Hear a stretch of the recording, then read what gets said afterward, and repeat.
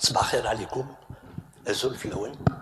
Je remercie les organisateurs pour m'avoir invité à cette conférence internationale. Je suis heureux. D'abord, je voudrais dire que je travaille dans cette unité de recherche qui a été fondée en tant que laboratoire en 1985, c'est-à-dire il y a 38 ans maintenant. Elle est unité de recherche depuis 2013. Unité, ça veut dire c'est un ensemble de laboratoires, 171 chercheurs, parmi lesquels près de 25 avec le grade de professeur. Mais le travail que je vais vous présenter a été fait dans le cadre d'une société savante qui s'appelle GIMAB, qui a été fondée en 1991. Vous voyez, à l'époque, il n'y avait pas encore Internet, donc vous voyez le type de correspondance qui était utilisé. Et en 2006, une thèse de doctorat intitulée « Le groupe d'études sur l'histoire des mathématiques à Béjaïa, GIMAB, une association indépendante à la recherche d'un patrimoine d'une ville et de sa province dans l'Algérie d'aujourd'hui », a été soutenue à Paris dans l'une des plus importantes institutions, l'École des hautes études en sciences sociales, et elle était dirigée par Fanny Colonna. Vous voyez ici un document d'archives. Je ne sais pas si vous avez reconnu cette personne.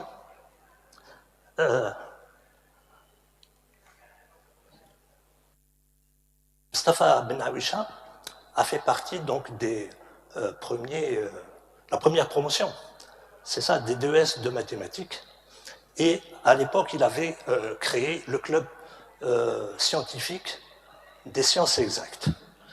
Et il avait, à l'époque, donc vous le voyez ici, au théâtre, en train d'animer la conférence du professeur Bebouchi, président de la Société mathématique d'Algérie, et sa contribution à l'organisation d'une exposition.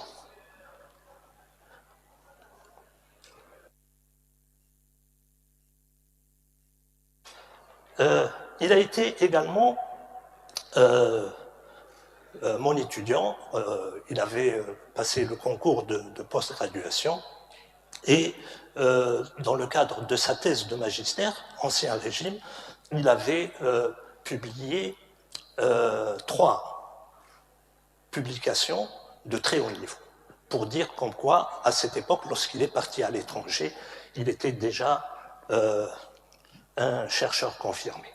Alors vous voyez, Béjaïa, centre de transmission du savoir, est l'intitulé d'une conférence, d'une exposition qui a été produite dans le cadre de la manifestation internationale Alger, capitale de la culture arabe, 2007. Et vous voyez ici le vernissage au Palais de la Culture à Alger, avec la ministre de la Culture, Khalida Toumi. Alors, vous voyez ici les différentes périodes par lesquelles est passée donc la ville de Béjaïa, où nous nous trouvons ici. Donc, depuis la période préhistorique jusqu'à l'occupation française. Il y a plusieurs sites préhistoriques sur le territoire donc, de la wilaya de Béjaïa.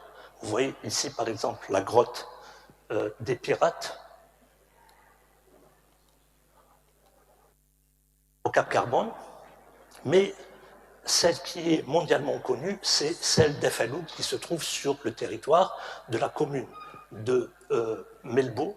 Pourquoi? Parce qu'on y a découvert les fameuses figurines zoomorphes en terre cuite qui préfigurent l'origine de l'art en Afrique du Nord.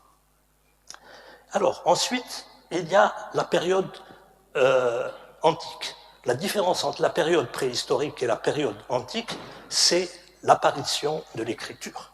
Et vous voyez, ces dernières années, on a découvert de nombreuses stèles libyco-berbères et libyco-romaines sur le territoire de la wilaya. Elle nous permet d'avoir des informations sur la manière avec laquelle ont vécu nos ancêtres. Ensuite, il y a la période romaine.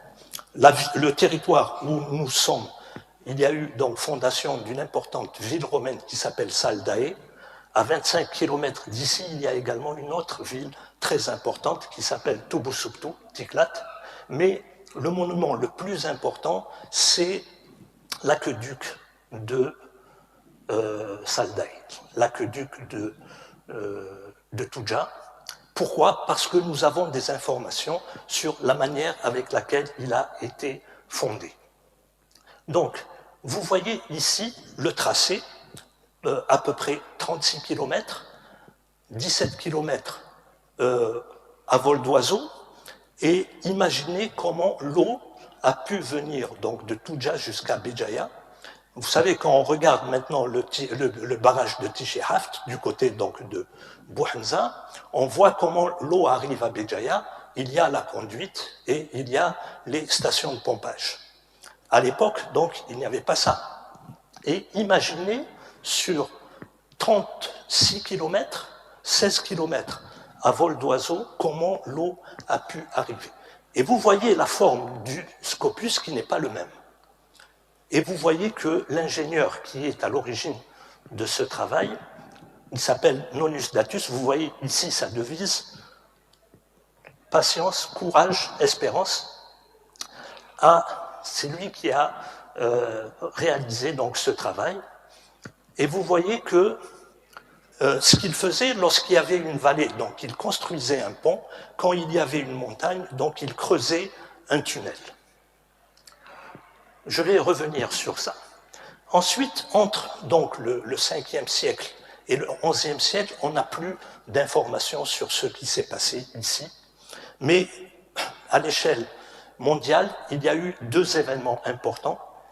D'abord, donc, l'apparition d'une nouvelle religion, donc l'islam, avec ici donc la recherche de la science, c'est-à-dire que la volonté de, comment dirais-je, deux mots, l'apprentissage et la recherche du savoir. Ensuite, en 711, il y a eu l'occupation de la péninsule ibérique par les tribus berbères, qui a été conduite par Tariq ibn Ziyad, et ensuite c'est pour ça que vous avez là-bas le nom de Gibraltar.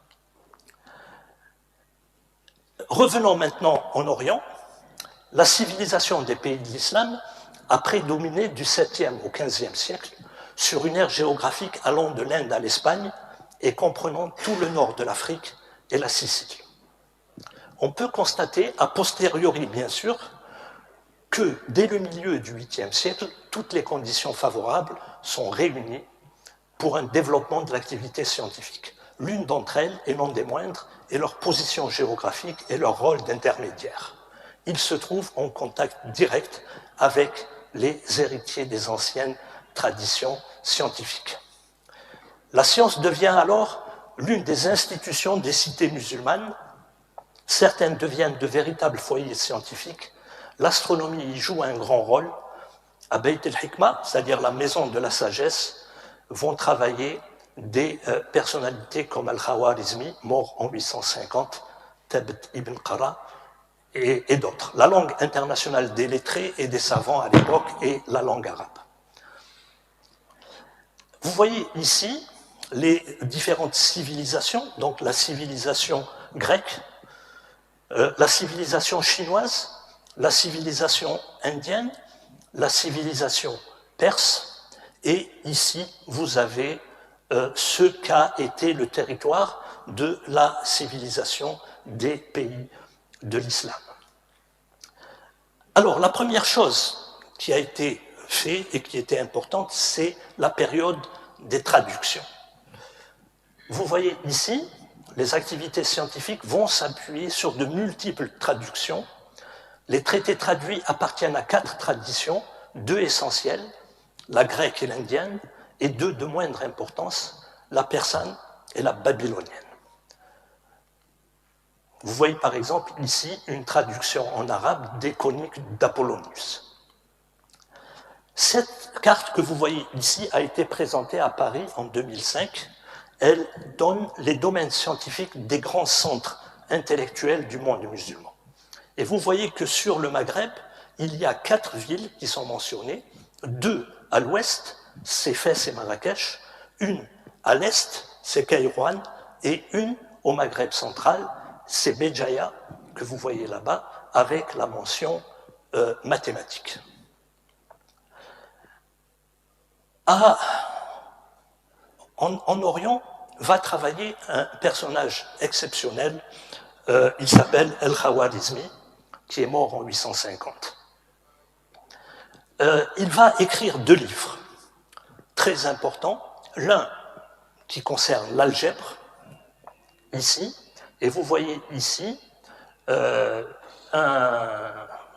exemplaire donc, de son traité d'algèbre, et son intitulé c'est Abrégé du calcul par la restauration et la comparaison. Mais quand il va y avoir la traduction, quand il va y avoir la tradition, ils vont garder le mot algèbre, algèbre, et donc c'est pour ça qu'il va y avoir dans la langue française le mot algèbre. Le deuxième livre que va écrire El-Khawarizmi, c'est le livre qui concerne le calcul indien, dans lequel il va, ici, vous le voyez ici, le livre du calcul indien, dans lequel il va donner les chiffres, les 9 chiffres et le 0. Alors, ce livre est aujourd'hui perdu. Il est considéré comme perdu. Nous savons qu'il existe parce qu'il y a eu une traduction en latin. Et une seule traduction, et bien sûr, il y a plusieurs types de copies. Et vous avez ici les significations du mot chiffre et du mot 0. Alors, ces 2 livres vont jouer un rôle fondamental dans tout ce qui va se passer par la suite. Vous voyez que le Al-Khawarizmi est revendiqué par l'URSS à l'époque, en 1983, quand il y a eu le 1200e anniversaire de sa naissance. En Orient, donc, il y a eu tout un ensemble donc, de travaux de première importance, comme vous voyez ici, le livre d'Avicenne, Ibn Sina. Ensuite, il va y avoir en Égypte un livre très important qui a été écrit par un savant égyptien qui s'appelle Abou Kamil et qui est un commentaire des travaux de Al-Khawarizmi. Alors, ce savoir d'Orient va arriver au Maghreb autour du 9e siècle. Il va arriver à Kairouan. Kairouan est le premier centre intellectuel du Maghreb. Il va très rapidement devenir, donc il va recevoir ces copies des ouvrages, aussi bien donc des ouvrages de mathématiques, comme par exemple ici, l'Almageste de Ptolémée. Et dès le départ, il va y avoir donc la constitution d'une école importante qui va avoir au centre un savant de premier plan qui s'appelle Ibn Abi Rijal et qui est connu en Occident sous le nom de Al-Buhazn. Mais Kairouan va être à l'origine d'une école de médecine de premier plan et le savoir de l'école de médecine de Kairouan va être transmis à l'Europe par un personnage qui s'appelle Constantin l'Africain. C'est lui qui va le transmettre par une traduction latine à l'école de Salerne et qui par la suite va aller dans d'autres écoles, notamment Montpellier. Ensuite, ce qui va se passer, c'est que les Beni Hillel vont s'attaquer à Kairouan, ils vont détruire la ville et l'élite savante va émigrer. Une partie va venir à Mahdia, qui va devenir la nouvelle capitale du royaume zéride, et une autre partie va aller à la Qal'a d'Ibn Ahmed, à côté de Msila, et qui va devenir la première capitale du royaume berbère des Hamadites. Vous voyez ici la principale personnalité scientifique de Mahdia, et ici vous avez le manar à la Qal'a d'Ibn Ahmed. La Qal'a va devenir un centre d'enseignement important Et nous savons quel est le lien entre l'élite savante de Kairouan et Ibn Nahwi, la principale personnalité de la Qala'a. Et ensuite, les Beni Hillel vont s'attaquer à la Qala'a et l'élite savante va émigrer à Béjaïa.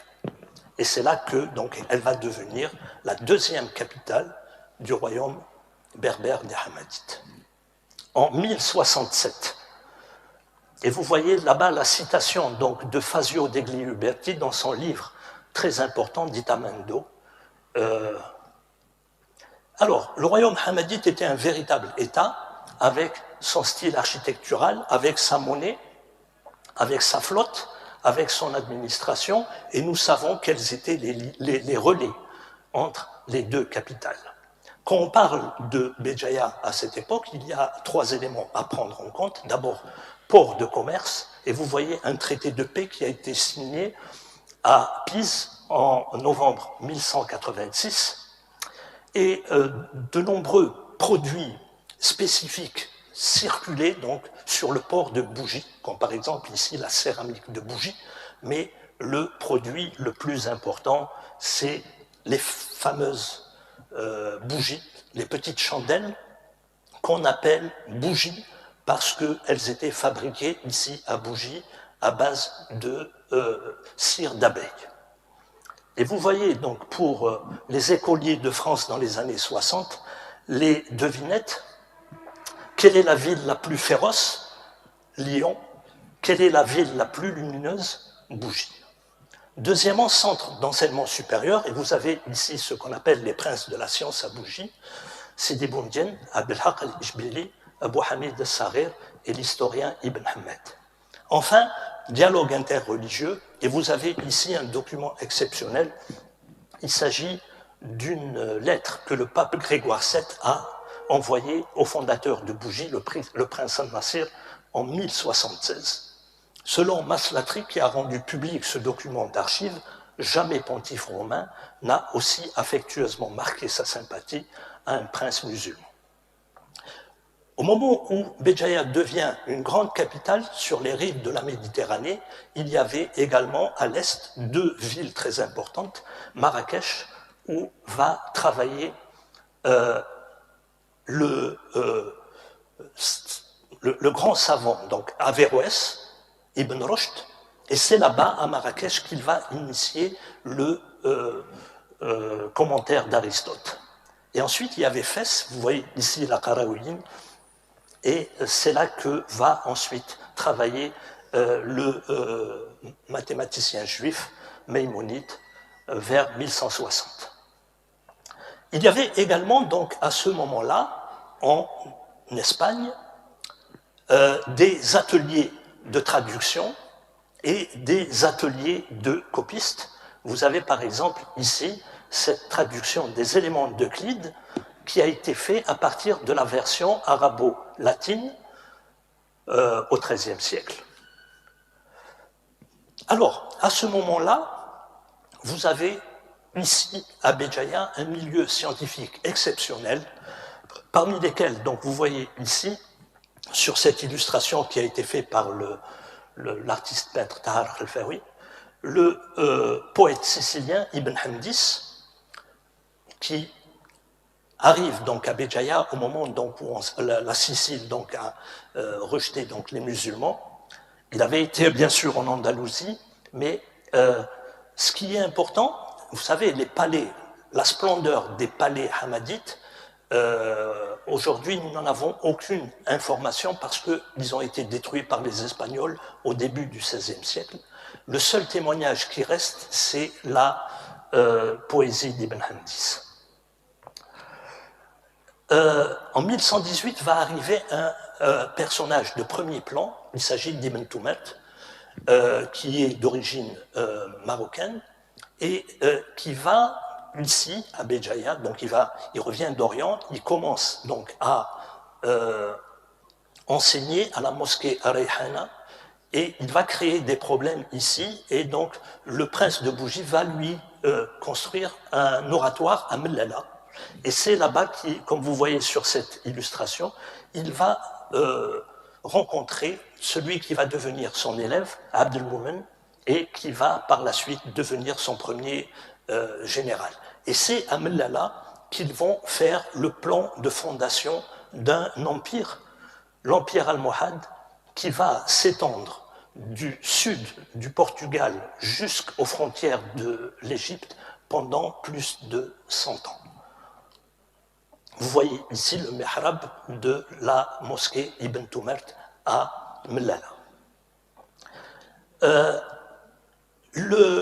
La ville de Béjaïa a une dimension spirituelle de premier plan. Elle le doit à un personnage qui s'appelle Sidi Boumdien, qui est aujourd'hui le saint, le wali de Tlemcen, mais qui a fait l'essentiel de sa carrière ici à Béjaïa. Et vous voyez donc sa citation ici, Béjaïa facilite, plus que d'autres villes, la recherche de ce qui est permis. Parmi les princes de la science va figurer cet algébriste andalou qui s'appelle El-Krachi, qui, selon Ibn Khaldoun, a réalisé le meilleur commentaire du traité d'algèbre du mathématicien égyptien Abou Kamil, dont je vous ai parlé tout à l'heure, sur les 6 problèmes canoniques. Il va être à l'origine d'une méthode très célèbre, la méthode des fractions, qui va être utilisée dans une discipline mathématique qui s'appelle Ilm al-Fara'id, c'est-à-dire la science des héritages. Le métaphysicien Ibn Arabi a également séjourné à Béjaïa. Il a eu une célèbre vision et dans son livre Les Futuhat, il va consacrer une notice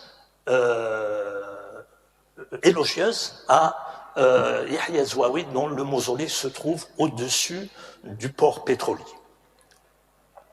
Le géographe du roi normand Roger II de Sicile a également beaucoup parlé de Béjaïa. D'abord, il décrit les plantes utiles en médecine, donc du Gouraya, et il va tracer ici les voies de communication du royaume hammadite.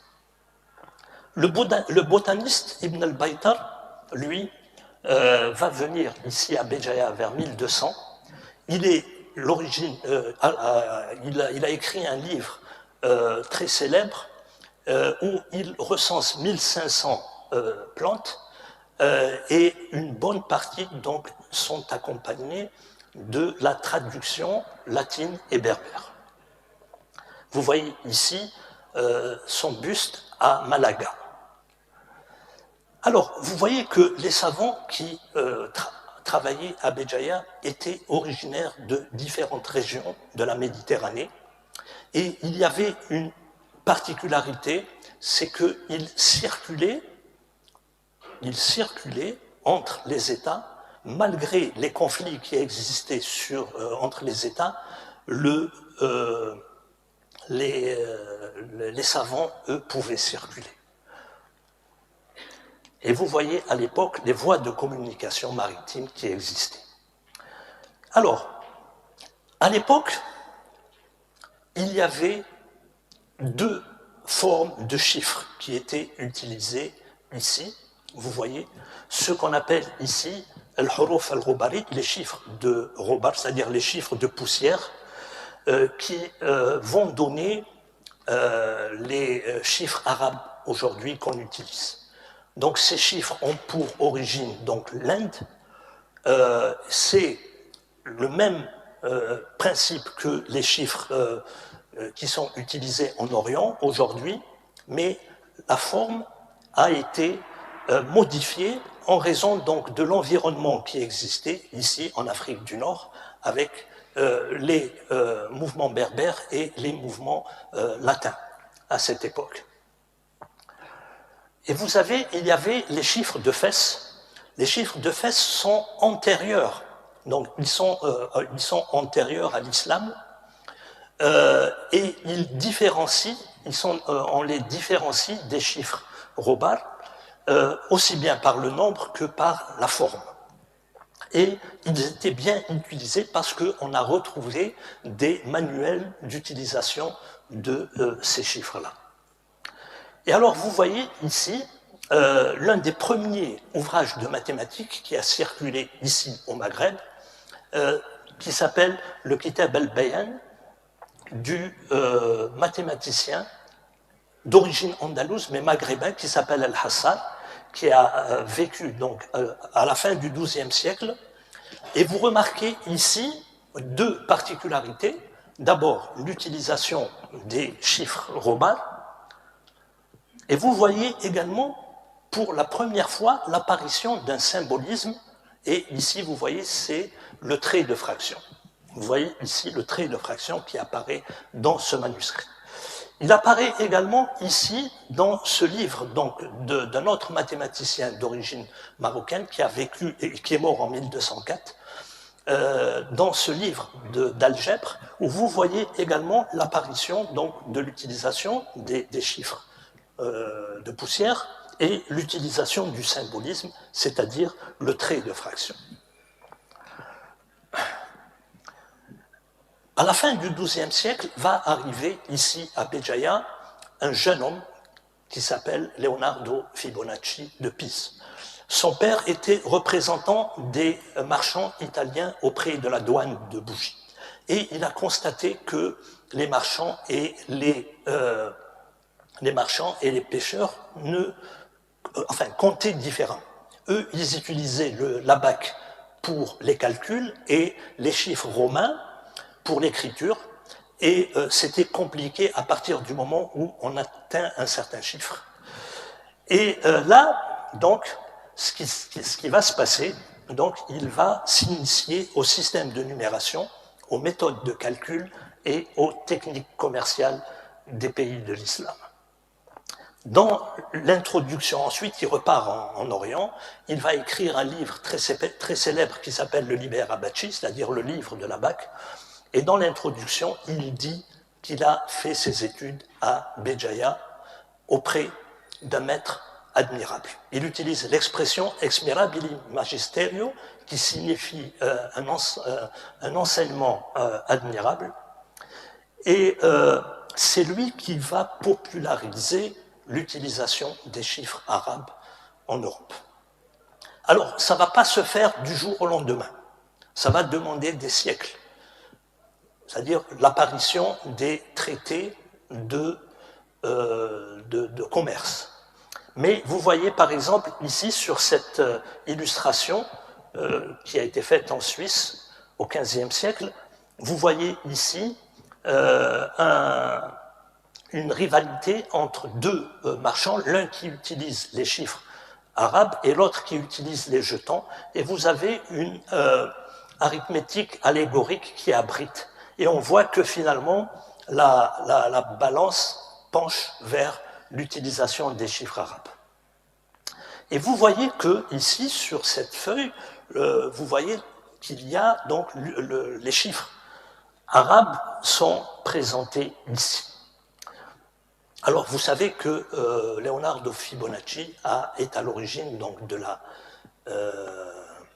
suite de Fibonacci, le problème des lapins, que aujourd'hui tous les informaticiens et tous les financiers connaissent. Leonardo Fibonacci, ce n'est pas du passé.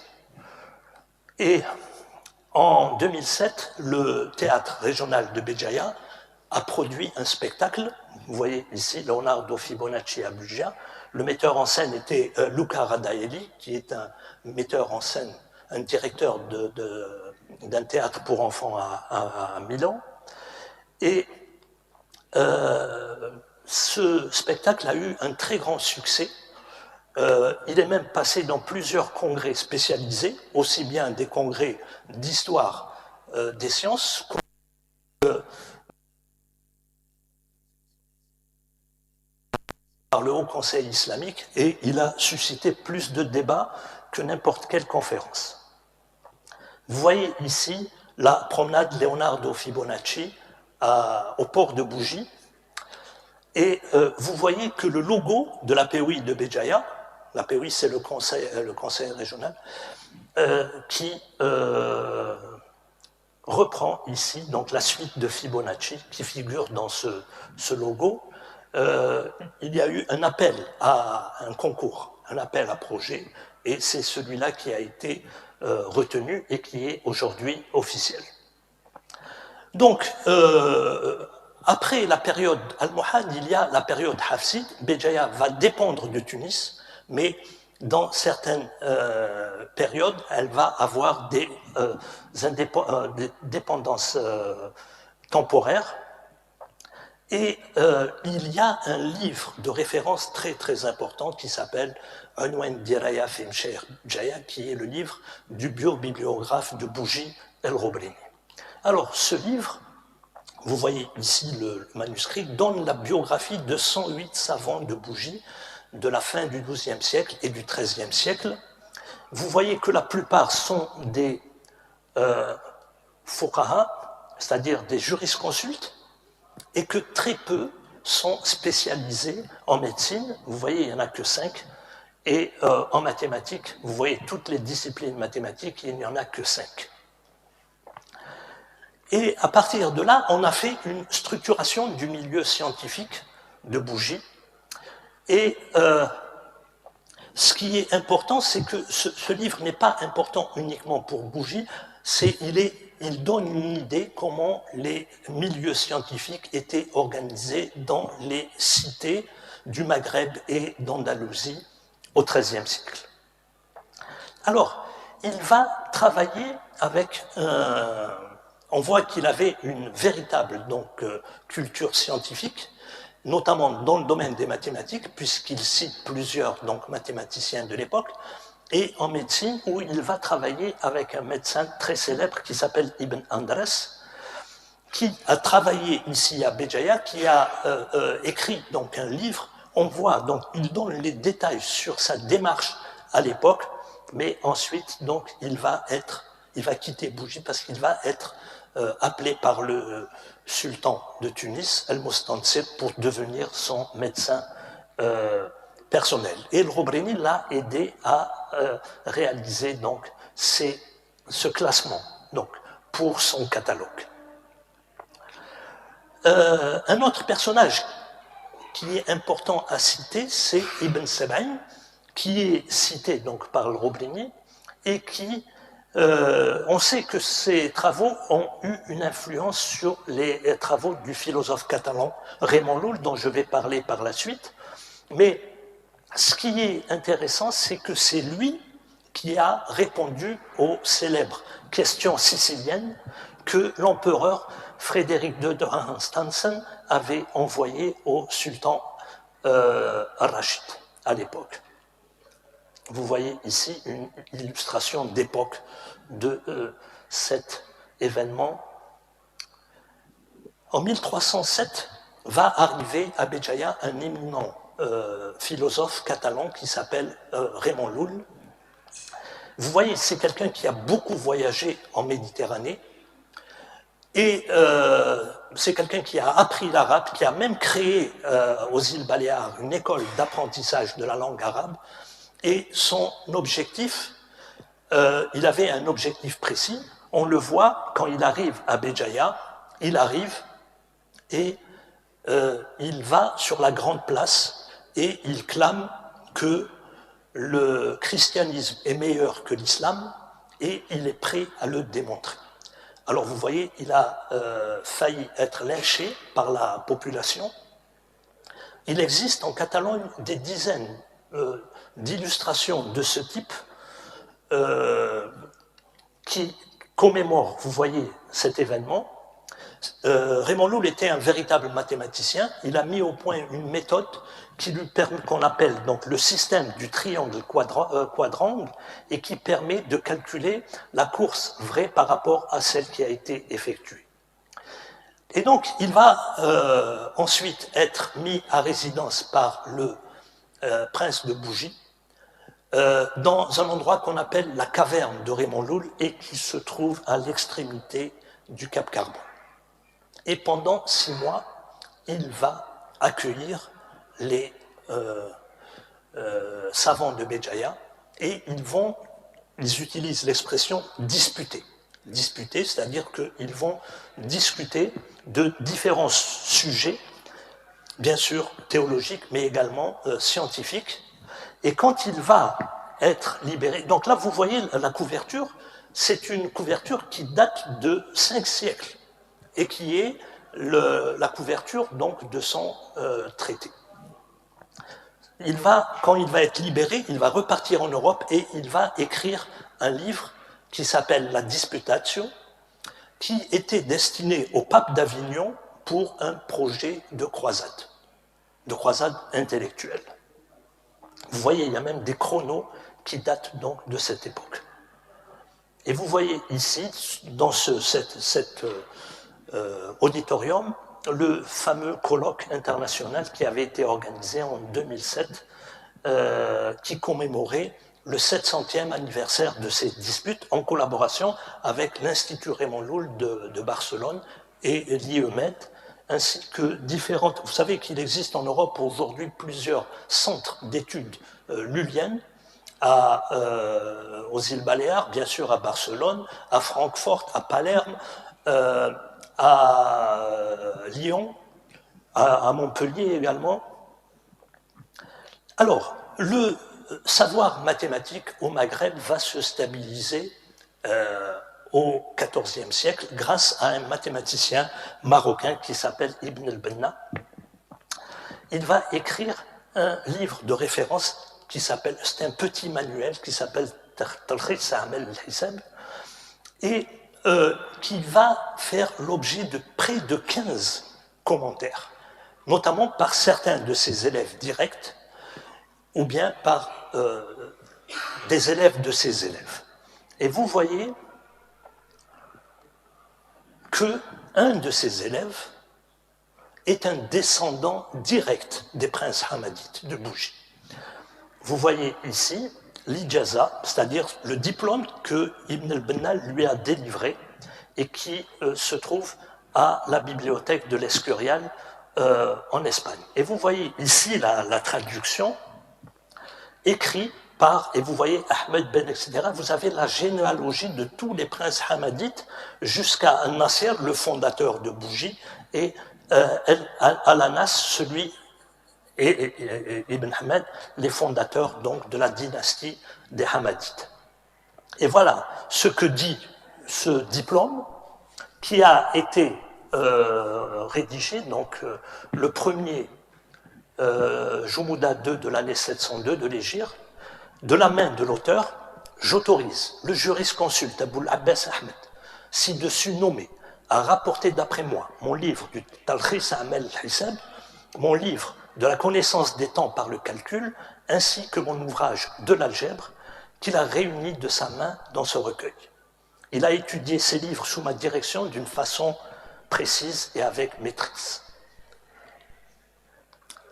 Alors, un des très grands savants de Béjaïa s'appelle Ahmed Ben Idriss, qui a sa zawiya à Ouedris, qui se trouve donc dans la commune de Imoula ou Malou, en Grande Kabylie, a été un des maîtres d'Ibn Khaldoun à Béjaïa. Vous voyez ce que dit Ibn Khaldoun dans son livre Ta'arif. J'ai questionné notre maître Ahmed Ben Idriss, le plus grand savant de Béjaïa. Alors, vous voyez ici une fatwa qui est écrite en allemand. En allemand, pourquoi ? Tout simplement parce que aujourd'hui, nous n'avons pu retrouver que 4 fatawi, c'est-à-dire c'est des consultations juridiques de Ahmed Ben Idriss, 3 à caractère social, 1 à caractère économique, et Tilman Hallman, un Allemand, a soutenu sa thèse de doctorat à l'université de Brême sur ce sujet. Ibn Khaldoun a été en poste ici à Béjaïa en 1365-1366. Il arrive ici pour des raisons politiques. Il avait été nommé Hajb, c'est-à-dire Premier ministre. Et tous les matins, donc vous voyez, Ibn Khaldoun était un grand voyageur. Hein, il a vécu, il est né à Tunis, mais il a beaucoup voyagé. Et donc, quand il arrive à Béjaïa, donc tous les matins, après avoir expédié les affaires courantes, il va descendre à la mosquée d'Al-Qasaba pour donner des cours de jurisprudence et de mathématiques. En effet, Ibn Khaldoun est un mathématicien. Dans la Muqaddima, il a consacré un chapitre sur les mathématiques, vous voyez ici, et jusqu'à présent, il y a des choses que l'on ne comprend pas dans ce que dit Ibn Khaldoun. Par exemple, il parle d'abord, vous voyez, c'est à partir de son œuvre qu'il va définir la notion de frontière. Vous voyez, il le fait du côté de Béjaïa, et il va... Alors regardez cette illustration que vous voyez ici. En 2006, l'UNESCO et les Nations Unies ont décrété que ça serait l'année Ibn Khaldoun. Et donc, toutes les villes qui avaient un rapport avec Ibn Khaldoun ont organisé des manifestations. Nous, ici à Béjaïa, on avait fait un colloque, d'ailleurs au tout début, donc le jour donc, de sa naissance. Et ensuite, les Espagnols ont eu une idée géniale. En fait, deux idées. La première, donc, ils ont produit une exposition et ils ont invité tous les présidents des pays qui sont concernés par Ibn Khaldoun. Et à l'époque, donc, nous avons été contactés par la présidence de la République pour savoir est-ce que c'était utile que notre président aille à Séville. Nous leur avons expliqué que c'était très important. Donc là, vous voyez, il y a Moubarak, il y a Bouteflika, bon, bien sûr, le roi et la reine d'Espagne. Et c'est pour ça qu'il est parti. Alors, c'est nous qui avons fait son discours, mais c'est lui qui a choisi le thème. Ibn Khaldoun et la modernité. Et dans le chapitre sur les mathématiques, il parle d'Ibn Sabaïn et on ne savait pas de qui il s'agissait. Il a fallu que l'on retrouve un manuscrit dans la Zawiya de Tamakrout au Maroc pour comprendre ce que disait Ibn Khaldoun. Et il s'agit, vous voyez, d'un traité d'analyse combinatoire. Et nous avons découvert une deuxième copie de ce manuscrit dans un village qui s'appelle Chouatra, dans la commune de Borjandir, que vous voyez ici d'ailleurs.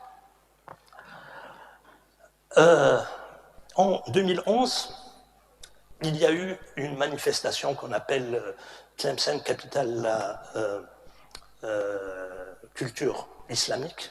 Et dans ce cadre, le ministère de la Culture nous a demandé de produire cette exposition, les échanges intellectuels Béjaïa Tlemcen. Et nous avons produit cette exposition sur un espace de 500 mètres carrés au Palais de la Culture de Tlemcen.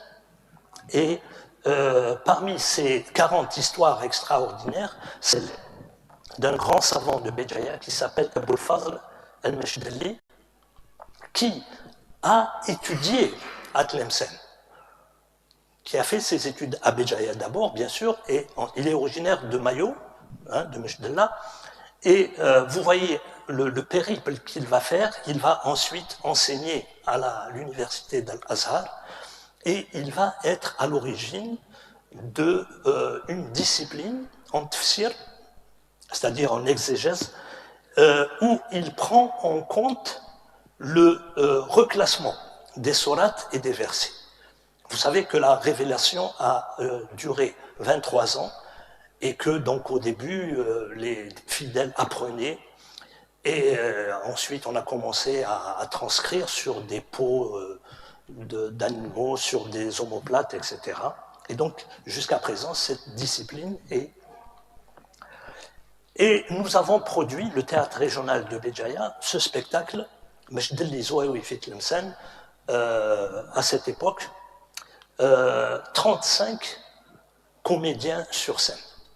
La pièce là sur Leonardo Fibonacci, il n'y avait que 13 comédiens, et ici, donc 35 comédiens sur scène, un très gros budget qui avait été la description donc, de ce spectacle se trouve dans ce livre d'art. Et la deuxième exposition est aujourd'hui ouverte au Centre des études andalouses de Tlemcen que vous voyez ici. Alors, à Tlemcen, au moment où il y avait Aboul Fadl, va travailler et vivre un savant andalou qui s'appelle El-Qalasadi. Il est considéré d'ailleurs comme le dernier des mathématiciens andalous. Alors, c'est lui qui va utiliser, qui va symboliser, qui va populariser le symbolisme utilisé dans les équations. Vous savez que le symbolisme, aujourd'hui, on considère que c'est Viette, au XVIe siècle, qui est à l'origine du symbolisme, mais vous voyez ici l'existence donc de ce symbolisme, vous le voyez sur ce livre d'Al-Qalasadi, où vous voyez, il utilise la lettre shin du mot shay qui veut dire chose, donc c'est l'inconnu x, la lettre mim, mel, donc qui correspond à x2, le kef, kab, c'est x3, la lettre lem, ta'dil, représente le signe égal, et la lettre jim, jadr, qui concerne la racine carrée. Et vous voyez comment, à cette époque, tout ceci s'écrivait. Dans le domaine de l'astronomie, va vivre à Béjaïa ce savant andalou qui s'appelle Ibn Arqam et qui, ici, va être à l'origine de tables astronomiques. Vous voyez son célèbre ouvrage, Zid al-Shamil, fi Tahdib al-Kamil, et qui suit la tradition de l'école qui a été initiée par le célèbre astronome andalou Arzakel, qui est mort en 1100. Vous voyez ici ces fameuses tables. Il va également est l'origine d'un traité de cadran solaire. Et dernièrement, nous avons inauguré cet espace ici à Béjaïa, qui se trouve à Sidi Wali, à côté du musée de géologie, qu'on a appelé Espace Ibn Arqam, et où nous avons conçu un cadran solaire horizontal, qui est fonctionnel.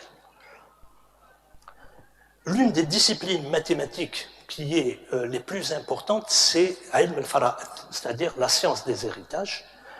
Et le personnage le plus important est un Andalou qui s'appelle El-Hawfi.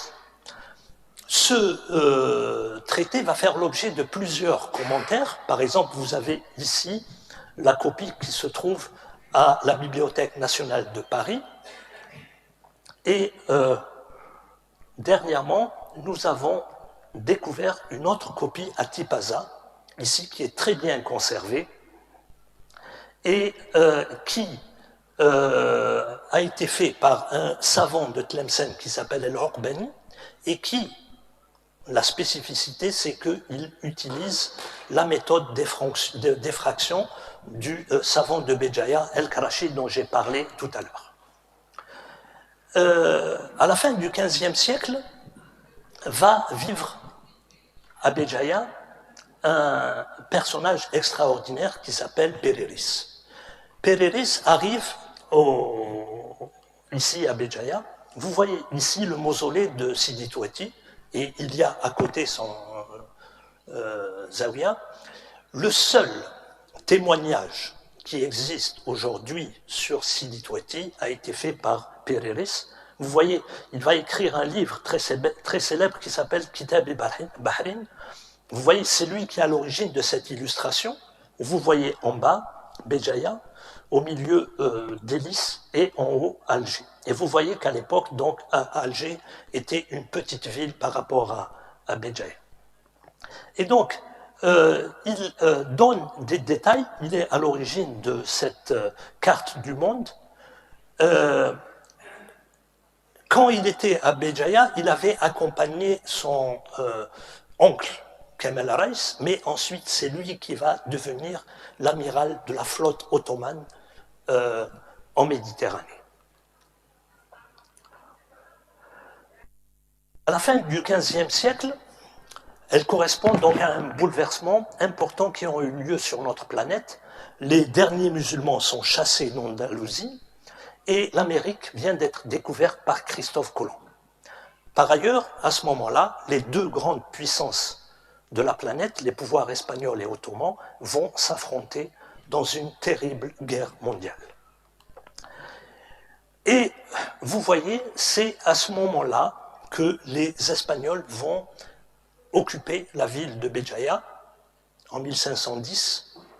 Ils vont tout détruire, ils vont tout piller, et ils vont uniquement conserver la gestion de ce qu'on appelle le triangle utile.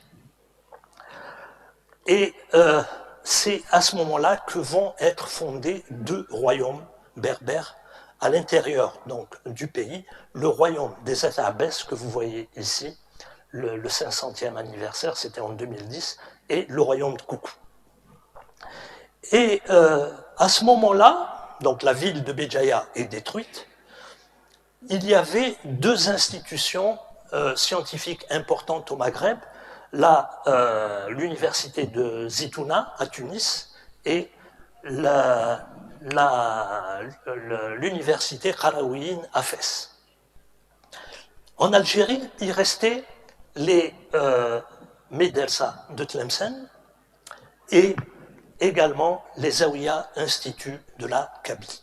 C'est de cette période que va dater le prestige de ces institutions. Alors, sur le XVIe siècle, nous avons très peu d'informations, mais il y a deux mathématiciens très importants qui ont vécu sur cette période.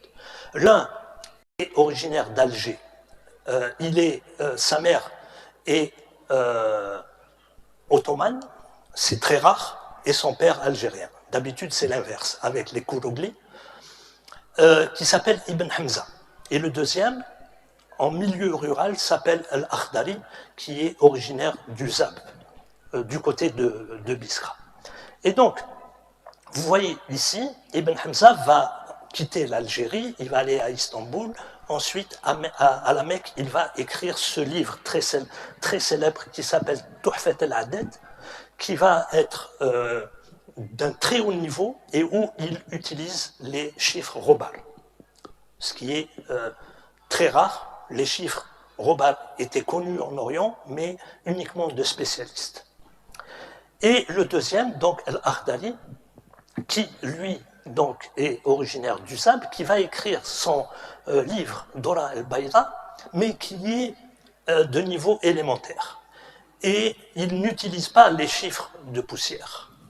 Eh bien, ce qui va se passer jusqu'au XIXe siècle, le livre d'Ibn Hamza va être complètement oublié, alors que le livre d'Al-Akhdari, qui est de niveau inférieur, va devenir le livre de référence. Il va même y avoir, vous voyez ici la mosquée Sidi Ramdan à Alger, une chaire pour pouvoir étudier ce manuscrit.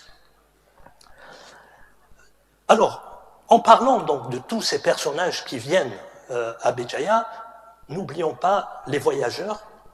Vous voyez ici Bir Slam, que nous avons d'ailleurs classé dernièrement parmi les biens culturels de la wilaya de Béjaïa, qui est l'un des monuments les plus importants de la ville et qui joue un rôle dans la spiritualité, et où les voyageurs qui allaient à la Mecque, les pèlerins, Béjaïa était un passage obligé, et donc quand ils arrivaient ici, ils campaient, et le lendemain, quand les portes de la ville s'ouvraient, donc ils pouvaient se purifier et entrer en ville, et chacun pouvait vaquer à ses occupations. Parmi ceux qui ont séjourné à Béjaïa, le voyageur du siècle, bien sûr, Ibn Battuta, qui d'ailleurs aux Indes va rencontrer un médecin de Béjaïa qui s'appelle Jamaldin al-Maghribi,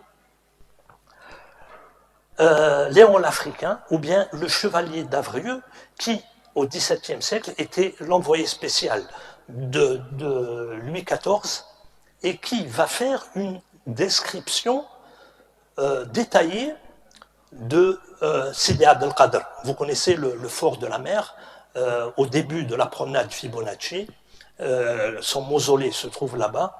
Et donc, il en a fait une description précise, et l'artiste peintre Ali Tebchouch, dans le cadre d'un atelier d'écriture, en a fait ici un portrait. Parmi les autres voyageurs, vous avez ici le Hussein al-Wartilani du XVIIIe siècle. Alors, parmi les institutions de premier plan qui étaient ici à Béjaïa, vous avez la Zawiya Institut de Chalata, qui, d'après le baron au capitaine, était au XVIIIe, XIXe siècle le centre religieux et scientifique le plus renommé de toute l'Afrique septentrionale. Vous voyez ici une illustration à la plume qui a été faite au XVIIIe siècle par Farin. Et vous avez, dans cette institution, a été rédigé ce livre d'astronomie très important qui s'appelle Ma'alim al-Istibsar. Et on sait bien sûr de quoi il s'agit en détail, mais ce qui est intéressant, c'est qu'il y a plein d'informations sur l'histoire locale. Et en particulier, vous voyez ici, il déclare avoir observé une comète et il affirme qu'elle avait une longue queue. Et regardez comment est-ce qu'il représente cette queue.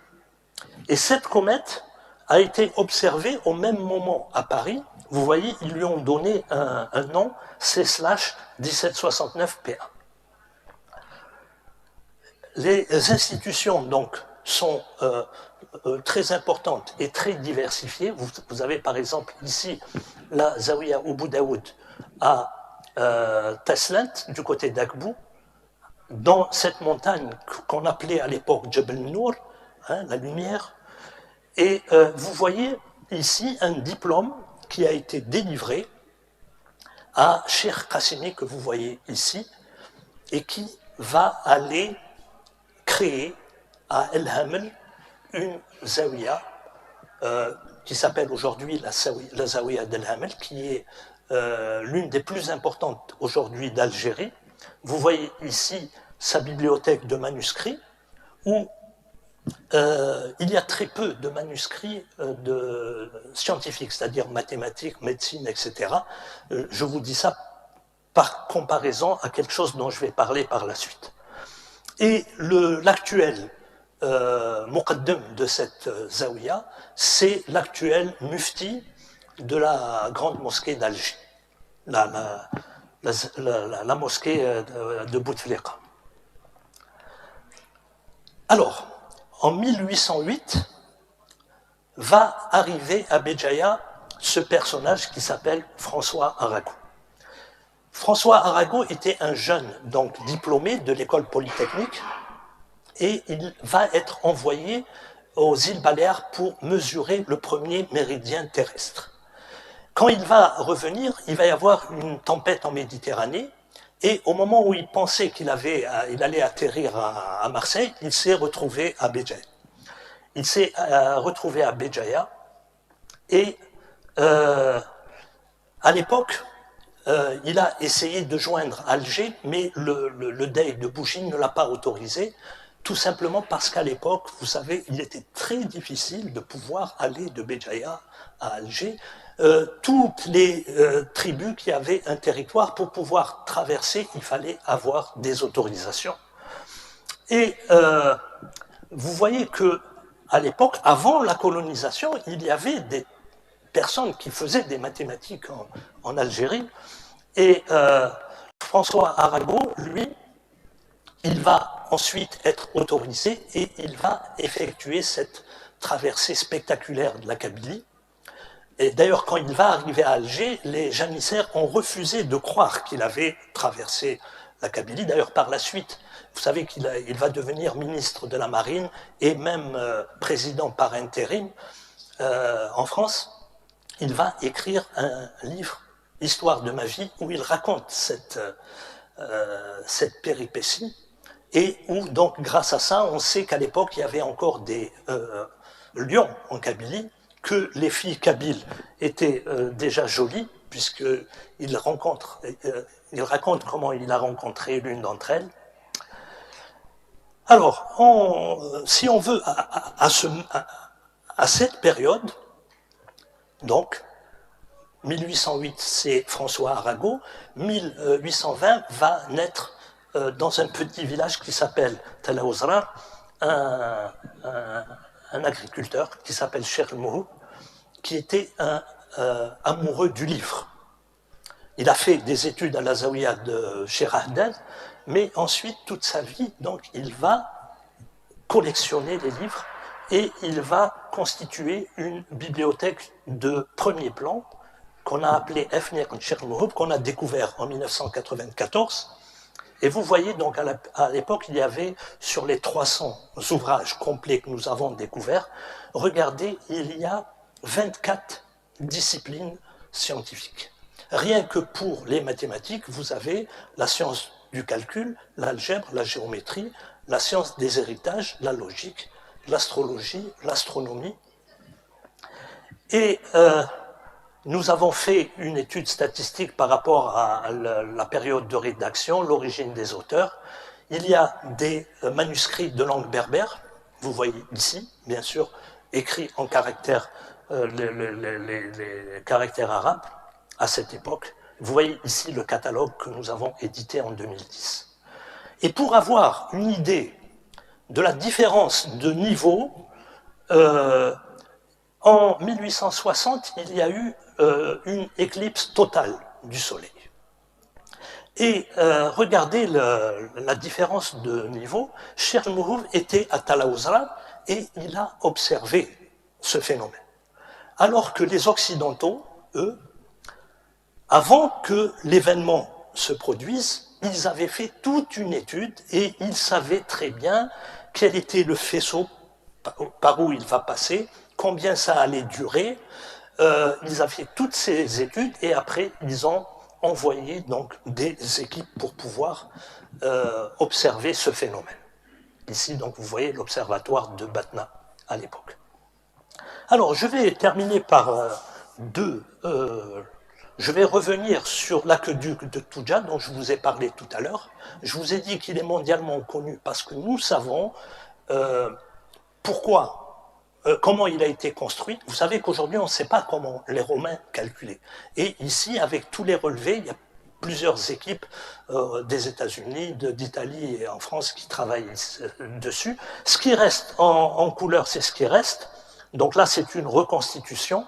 Et il y a un polytechnicien français qui s'appelle Eugène Déoulf, qui va être en poste ici, à Béjaïa, en 1863-1865, qui est dans le génie militaire et donc qui construit des routes, mais il s'intéresse à cette conduite. Qu'est-ce qu'il va faire? Il va donc faire un certain nombre de mesures, le diamètre, la poussée, etc. Il va utiliser des hypothèses. Par exemple, qu'il fallait... bon, bien sûr, il suppose que la conduite a été réutilisée par les Hamadites et il va calculer la population de la ville de Béjaïa à l'époque médiévale. Il trouve 86 000 habitants. Là, vous voyez, c'est les dessins qui sont faits de sa main. Et par rapport à Léon l'Africain qui parle de 100 000 habitants. Et il va s'intéresser aux manuscrits musulmans. En 1995, nous avons reçu ces lettres de Palerme. Il y a quelqu'un qui les a trouvées et qui nous les a envoyées. Et on voit que Eugène Déoulf, ici, s'est intéressé. Et vous voyez ici, il commence par... donc il fait une lettre à Cremona, qui est l'éditeur d'une revue en Italie. Et il commence par poser un problème mathématique et enfin, il lui demande est-ce que dans votre savante université donc de Bologne, ce manuscrit figure. Al-Nubda al-Muhtaja fi Akhbar Sanhaja bi Ifriqiya wa Bijaya, qui est le nom de, je termine, qui est le nom du livre de l'historien de Béjaïa Ibn Hamad, qui est encore aujourd'hui considéré comme perdu. Pourquoi nous savons qu'il existe? Parce que Ibn Khaldoun, quand il parle de l'histoire de Béjaïa, il dit toujours Ibn Hamad fi kitabihi qala kaza wa kaza. Voilà. Et ensuite, dans cette lettre, il dit qu'il est sur le point, donc il va faire des recherches en Allemagne, en Italie, etc. Et il dit qu'il était sur le point de le trouver dans la Zawiya de Shalata. La maison d'édition Gauthier-Villard, en 1996, a inauguré son musée par cette notice sur Eugène Déoulf, qu'il nous a demandé. Le dernier mathématicien dont je voudrais parler, c'est Albert Ribocourt. Il s'agit ici d'une photo originale que nous avons découverte dans les archives de l'école polytechnique à Paris. Et il est à l'origine d'une méthode qu'on appelle la méthode Darboux-Ribocourt, que tous les mécaniciens connaissent. Et il va être en poste, il va être ici, il va piloter 7 chantiers importants, dont notamment la voie ferrée entre Béjaïa et Beni Mansour. Et il va également piloter la réutilisation de l'aqueduc de Touja vers 1893. Vous voyez ici le plan d'ensemble qui est signé de sa main. C'est lui qui est à l'origine de le fait que le cippe romain qui avait été découvert en 1866 à Lambèze se trouve aujourd'hui ici, sur la petite fontaine en face de l'hôtel de ville. Voilà. Donc, quelques références ici. Donc, la revue Images des mathématiques du CNRS à Paris, ce livre d'art sur les manuscrits scientifiques du Maghreb, un numéro spécial de la revue Sabix de l'école polytechnique de Paris, consacré aux polytechniciens en Algérie au XIXe siècle, ce livre qui est sous presse, Histoire des sciences exactes et des techniques au Maghreb, état des lieux et orientation de recherche, édité par le CNRPH. Et en avril 2024 va sortir ce livre, Origine et signification du zéro. C'est un livre donc, qui va être édité par la maison d'édition Brie en Hollande, à Leiden, et plus de 50 spécialistes mondiaux donc, qui contribuent donc, à cet ouvrage. Et nous avons une contribution qui concerne la numération au Maghreb à cette époque. À Tekonza.